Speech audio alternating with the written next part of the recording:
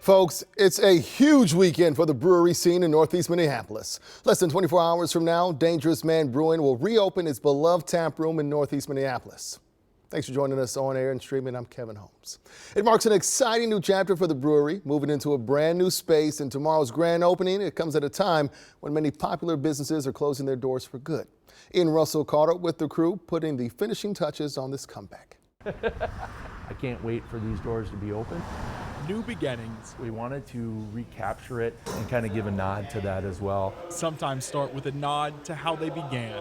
People that have been to the previous Dangerous Man will definitely recognize kind of this three-dimensional wood.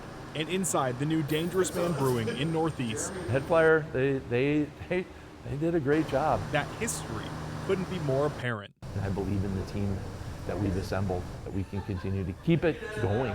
Earlier this year, Head Flyer Brewing announced that they'd closed their tap room in Northeast Minneapolis. Dangerous Man Brewing, a longtime Northeast staple, quickly announced they'd fill the space, and in a matter of hours, We can't wait for you to come through those doors and check the place out. their tap room will open once again.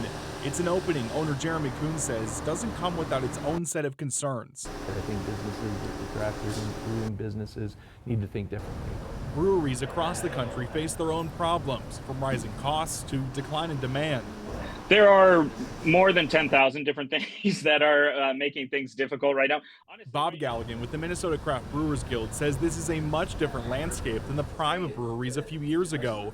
But adapting, he says, is what's working. It's not fun, and I do think that even some of the closures are the fact that they have to do all these pivots all the time now. And I think you're going to just kind of see different, more reimaginings as the industry continues.